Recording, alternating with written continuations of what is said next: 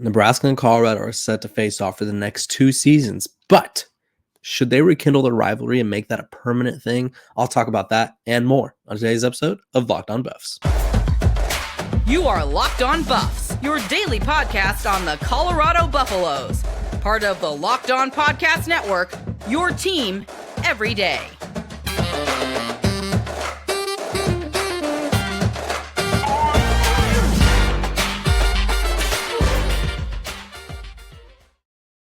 What is up, everybody? This is Locked On Buffs. I'm your host, Kevin Borba, right there. Thank you guys for joining me. We are available wherever you get your podcasts. We're free every single day. YouTube, Spotify, wherever you get your podcasts. This is Locked On Buffs, and we will be there.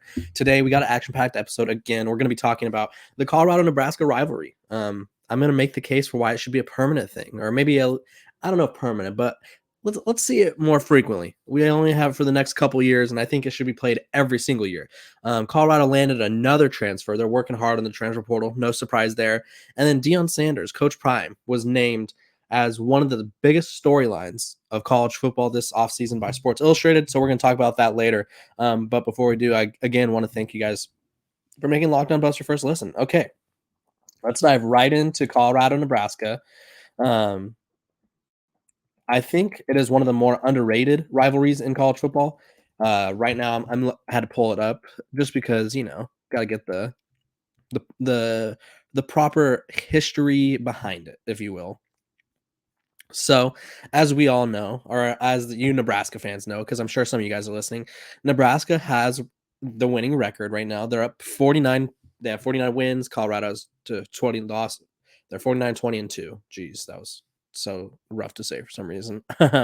But Colorado has lost or won the last two, which they won 28 to 30 or 33 to 28, 34 to 31. But prior to that, Nebraska had a 3-game win streak, and so it's a game of streaks, it feels like. And I was scrolling through Instagram as one does, and 24/7 Sports, our good friends over there in Nashville, Brentwood, wherever they are, they made the case for, or they had a post for rivalries that should be played more often. And obviously, before you tell me they're going to play the next 2 years, I know I think this should. I didn't realize, and this is probably just because I wasn't on the Colorado beat. I didn't realize how intense this rivalry was between the fans. Obviously, I knew it was a rivalry, but I didn't think it was as I didn't realize there was as much animosity as there is. And so I think, because when I say animosity, I mean when there was the Matt Rhule talking about Coach Prime scandal, if you will, the Nebraska fans and Colorado fans were going at it for days. There's still people going at it in my mentions still, and it's like that was 2 weeks ago. I think the game itself, it reminds me of obviously, since they're not in the same state, it's not like a Colorado State situation or a Florida State, but I think that's what they should aim for. Florida State, Clemson, South Carolina. Obviously, these schools are all residing in the same states, but when a school like Nebraska, who one of the blue bloods, one of the most historic programs in college football, is a rival with you, one, always going to draw all the attention, especially with Coach Prime there. That's going to be his first home game of his tenure at Colorado, so that's going to be a crazy atmosphere. But two, I think this would be a game that everybody would get up for. I think in modern college football, we kind of have gotten away sometimes. Some programs do it, some don't. Georgia, not so much. Their schedule is, I believe they're scheduled to play by high school week 3. I don't remember, but I feel like a lot of programs have been shying away from challenging games. Obviously, doesn't apply to everybody, but some programs are just getting by with their 3 cupcake games, and they're just calling it that. But I think there's something special about non-conference opponents playing each other, even especially if they're rivals, early in the season. Obviously, it's a risky game because you could lose if you have playoff aspirations, that you could lose a game early. For example, when LSU lost to Florida State, that was a tough loss for them, but they were able to bounce back. But that was a great game this past season, and I think this rivalry is one that should be played every year. Because looking at 2024 schedule, Colorado they play North Dakota, they travel to Nebraska, and then they're at Colorado State, and then 2025 they're done. They They played Georgia Tech, at Houston, Wyoming. Replace Wyoming with a Nebraska. I think that'd be a fun matchup. And I think while the two fan bases are not very fond of each other, I think the two programs are on the right trajectory. With Coach Prime, I think Colorado has the chance to at least contend in the Pac-12 within the next couple of years. And then Nebraska, Matt Rhule is known for revamping programs. He took Baylor out of the depths of whatever after the Art Briles scandal. And obviously it wasn't great the first year, but after that, Baylor was contending for the Big 12 championship. He had them as one of the better teams, in the conference. So let's see them at their pinnacle face off. I would love to see that. I would love to see them continue to play. I think, especially Colorado fans and Colorado themselves, I think they want to get that deficit a little closer. I'm looking at it now. The longest streak. Wow, that's pretty crazy. The longest streak was Nebraska. They won 18 games straight against Colorado, which I'm sure this is where most of the lead was built, from 1968 to 1985. Good Lord. And this game, obviously, is going to be at Colorado. So Nebraska's record on the road, 23-11-2. They're better at home. And I think people forget they were Big 12 foes at one point. Nebraska was 3-1 against them in the Big 12 play. This game just has a lot of friskiness that I don't think a lot of people realize. Obviously, Nebraska fans in Colorado realize this, but you guys don't. I feel like sometimes we live in our own little bubbles, and so I don't know if people around college football realize that. I think this is a rivalry that college football needs, though.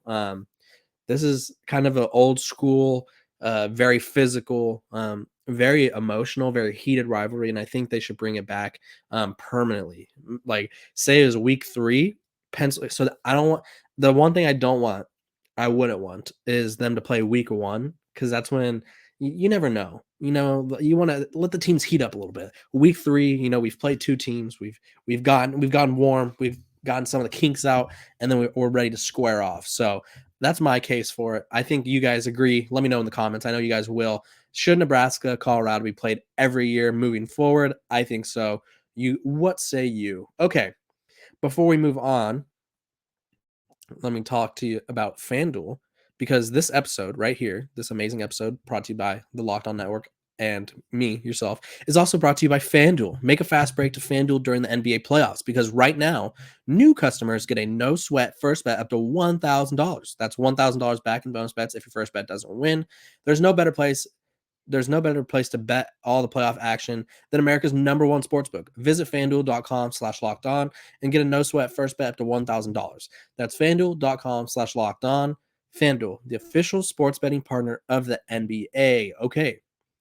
Obviously, I talked about Nebraska, Colorado. Should we bring it back? I think so. I think you guys will probably be beefing out in the comments. I think it's just going to be an intense game, and I think college football, that's what makes it magical. Sometimes that's what attracted me to college football, the passion and the rivalries. And I think no other sport, maybe soccer in Europe, can match the passion, the rivalries that college football has. The NFL's not doing it. Baseball, not anymore. The NBA, no one's a rival. I think there's teams that are theoretically rivals, but at the end of the day, they're all friends, so it doesn't really matter. Transfers in. Let's talk about some Colorado transfers. If you guys didn't know, Colorado has the #1 transfer class in the portal. I literally think it would take an asteroid hitting the earth and causing us to go extinct, like the dinosaurs or something, for Colorado to not have the #1 transfer portal class, because Coach Prime has just put together a hell of a class, and really, there's not a chance anyone could catch him. But their latest addition, and I hope I'm saying this right, is Tavarish Dawson from Auburn. Obviously, we know, I did yesterday's episode about it. Colorado lost Seydou Traore, the tight end, who is back in the portal, former top 20, top 35 transfer portal guy. Tight ends aren't really featured in Sean Lewis's system. You guys in the comments are very adamant that he wasn't willing to block. I've heard otherwise. I've heard his reasoning, not the same as what you guys are saying, but obviously we're all entitled to our own opinions. But here's what we need to know. Here's some positive news. Colorado has another receiver. And honestly, I'll give you 3 seconds, and like obviously I can't hear you guys or see you guys, so it doesn't really matter if you get it right or not. But guess what state he's from? You're correct if you said Florida. Yeah. Step 1 to being a Colorado transfer, be from Florida. Step 2, be from Florida again. That's what it feels like. Coach Prime says he wants some Florida kids. They're all very athletic. They're all elite athletes. They got that elite speed. Florida's just built different. I don't know what it is, but Florida's built different. Anyway, Dawson, back to Tavares Dawson. He was a former 4-star from the state of Florida, went to Auburn, had just 2 catches for 30 yards, but he's coming. He was previously committed to Cincinnati, but flipped his commitment. He marks the 37th player that Colorado has brought in via the transfer portal, and obviously they're the number 1 class. He is also teammates with Florida State transfer Marion Cooper, and who just announced his transfer to Colorado yesterday. So let me dive in a little bit about Dawson. He's not the biggest guy. I believe he stands in at 5'10". Not crazy production as well, but just needs an opportunity. Auburn didn't have the best passing attack last year. They had a very murky quarterback situation with Robbie Ashford. Some may say that he thinks he's better than he is. I'm not going to touch on that. I'm just going to say Auburn's passing game was not a receiver friendly passing game, if you will. They've had a couple guys enter the portal. Same with Landon King, the 6. He's a monster. He's like 6'5". He tight end / receiver type of guy. He's really not scrawny. He's very skinny. So I assume he's going to be a receiver. He's also interested in Colorado, I believe. But yeah, back to Tavares Dawson. He's going to be a slot guy. I think he provides another option. This receiver room is really starting to shape up. I don't think it's what Colorado fans were hoping at one point. I think people were more so hoping for a Jimmy Horn, Xavier Weaver, Montana Lamonius Craig situation, but obviously he's in the portal. He might end up at Auburn, actually. He's been visiting Auburn, talked about Auburn the other day. So we'll see there. But yeah, on the transfer front, I don't feel like there's been a lot going on. Let me dive into one of my little handy dandy sources just to make sure. Obviously, they landed him. They also landed Jaquez Robinson. But other than that, I feel like it's been a quiet day for the Buffs. Let's see. Just because, I mean, they can't land them all. The transfer portal closed, but if obviously once they're in it, they could still get they could still transfer and such. Yeah, I'm not seeing much. So I feel like we'll find out later. Obviously if they commit, we'll find that out. But there's another Florida State corner in the portal. Maybe Colorado hits them up.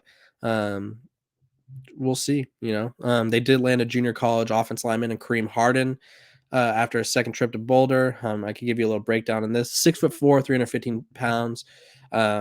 He was offered back in January, visited the Buffs in April, and then he came back this weekend.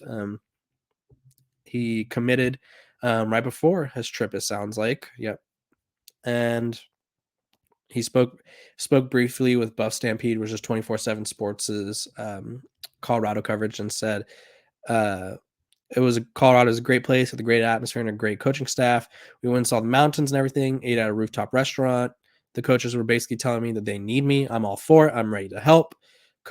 Offensive line coach Bill O'Boyle was saying he likes how versatile I could be. This is Kareem Harden talking about his role with Colorado. And then Harden caught the attention of O'Boyle and other college recruiters during his redshirt campaign at Butler Community College. He had 18 transfer options, including Houston, Illinois, Purdue, but was like the Buffs, So obviously some much needed offensive line help, some much needed receiver help. I think those two are my biggest concerns now. The defensive line, they hit extremely hard. I don't know if it's going to be a dominant defense line, but they've hit it hard. They've gotten some very quality guys. Offensive line, I just want to hear positives. Shedeur Sanders, he's not prone to being sacked. If he's got a poor offense line, he will be sacked. And you guys are probably going to get on me for saying that. So let me just pull up the numbers, just because I don't think you guys believe me sometimes. And it's like, I'm not making this stuff up. It's just what happened. He was at Jackson State. He was sacked his first year 35 times, second year 23 times. So obviously he is a mobile quarterback, but nobody can do anything if their offensive line can't block. And so I think we were kind of learning throughout the spring ball session that the offensive line was not where it needed to be, and that's probably why they're still continuing to transfer or target Cameron Johnson, bring in more JUCO transfers like Harden. So Colorado got some options coming in, more weapons. I'm sure by the time I finish recording, I bet you. This is my favorite thing to do because there was one time I recorded an episode, and by the time I was done, they had landed like 2 transfers, and it was very upsetting. So let me just get a quick scroll through the tweeter, just to see what's going on. Oh, this is interesting. Charles Brantley, who was a top corner from Michigan State, was someone that Colorado wanted, but he withdrew his name. Oh, they're targeting Cody Epps, a wide receiver from BYU. He had 39 catches for 460 yards and 6 touchdowns last year. Some more wide receiver help. That'd be a good get. That'd be a huge get. Let's see. No, that's it. Okay, so that means as soon as I'm done recording this, they will land somebody just because that's how my luck works out. But yeah, Colorado, they got Tavares Dawson, they got the JUCO offensive line transfer. Cody Epps may be on the way as well. So don't sleep on the Buffs. Just they're making moves in the portal. They got, I believe, I need to do the actual count, but they're around 23 roster spots to play with, I believe. So they got a ways to go. And then lastly, before we move on, excuse me, I want to thank you guys for making Locked On Buffs your first listen every day. Every dayers. We're going to continue to talk about the transfer saga. We're going to continue to talk about Coach Prime. I appreciate you guys. Every dayers are what I'm calling my everyday listeners. I appreciate you guys, regardless of how much you hate me or how much you love me. I hope it's love, but I see some everydayers just commenting random stuff every day. Yesterday, I got criticized for confusing the Omarions just because I said it's a rare name, and now there's so many, and someone got on me for the singer Omarion. I'm like, sir, he hasn't had a hit since 2014. That's a whole other thing. Love the song, supposed to be whatever, but come on now, let's not get too crazy. Either way, Coach Prime headlines Sports Illustrated's recent article titled Deion Sanders headlines the top 10 offseason storylines in college football. He was number 1, like literally headlines. So let me read it and I'll kind of dive into it. It's a few paragraphs long. His section is actually the longest.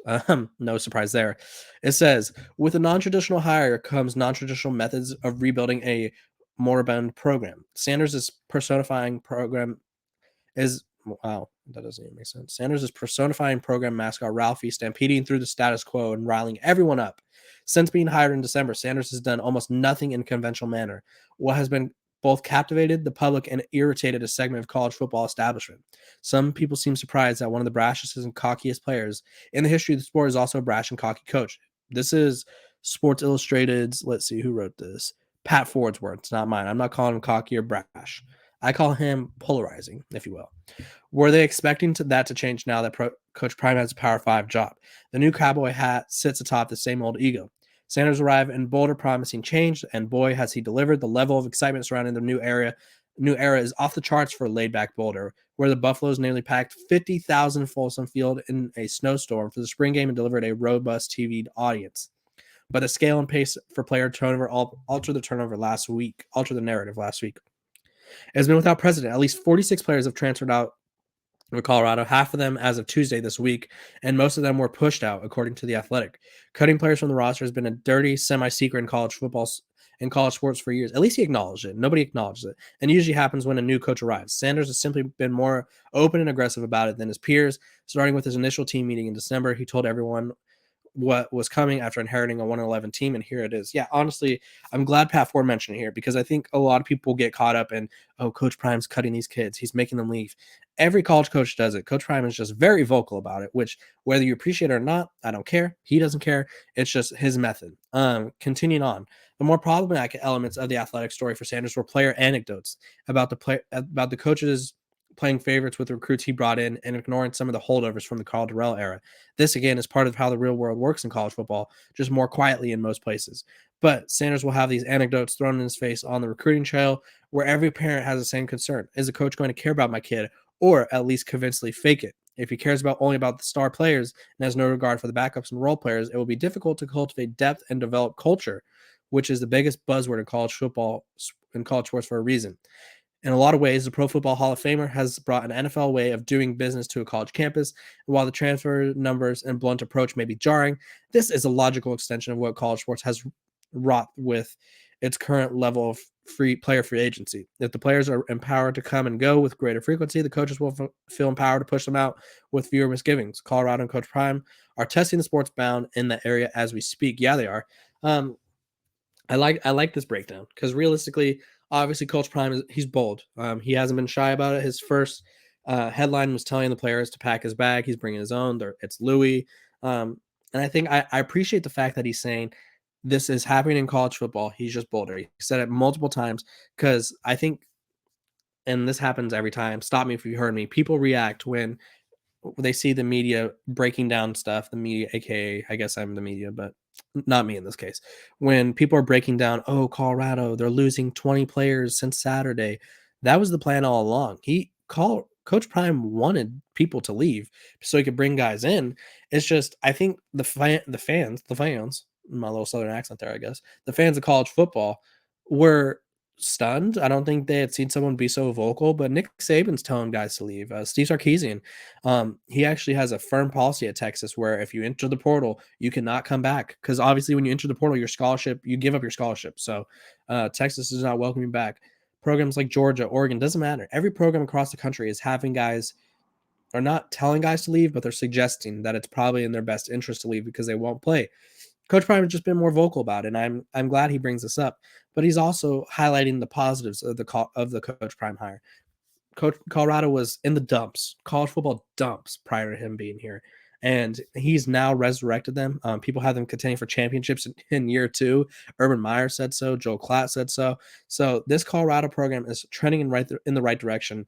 And I was asked about it yesterday on the Pac-12 radio. They were like, do you think this is the new transfer portal norm? And obviously I was like, this is a 1-year thing for Coach Prime just because he has to get the roster to he wanted to flip the roster. And so he did it all in 1 year. He's not going to be bringing in 60 transfers every year, but it's going to be a risky experiment. A lot of he has a mixture of productive college transfers, and then he has a mixture of guys like Dawson or I don't know. Let me go through the transfer list. Excuse me. Let me just pull it up because he got like the Auburn transfer Dawson. He only had 2 catches in his college career. You look at guys like Jaquez Robinson, mainly a special teams guy, David Connor from Florida, Amari McNeil from Tennessee. All these guys, highly touted recruits, didn't play that much. Brendan Gant was kind of an in-betweener. Josh Newberg broke it down, saying that he couldn't find his role between safety or linebacker. Obviously, there's guys like Willie Gaines, who's productive, Xavier Weaver, who's productive, Demoy Kennedy, linebacker from Alabama, highly ranked recruit, highly ranked transfer, didn't play that much. So it's a very big experiment. A lot of these guys didn't get an opportunity at their previous school to showcase themselves, and so they'll have that chance here, and they're all talented. It's just, will it mix? And I said, we'll find out. Like, I can't tell you what I can't even give it. Someone asked me for a 2 deep, and I was literally like, I don't even think the roster's complete yet. So how could I do that? I could give you estimation of the 2 deep, but I feel like it would change within the day. But yeah, I think Colorado is trending in the right direction. They're just doing so in one of the most dramatic ways we've ever seen. And that's what the Coach Prime experience is. And that's why we're all here. And that's why we appreciate the Coach Prime experience. And I appreciate you guys for tuning in. Again, this has been Locked on Buffs. We're available wherever you get your podcast every single day for free, Spotify, YouTube, wherever it may be. Make sure to like, subscribe, share. I would like to see that YouTube subscriber count grow. Let's get to 2,000 by the end of the month, if you will, or maybe the end of the week. Let's get to 10,000 by the start of the season. That's the goal. 10,000 by week 1, which gives us a few months. I think we could do it. I would appreciate you guys if you shared it. I love you guys all. Again, this has been Locked on Buffs. I'm Kevin Borba. We will see you guys tomorrow. Have a great Tuesday.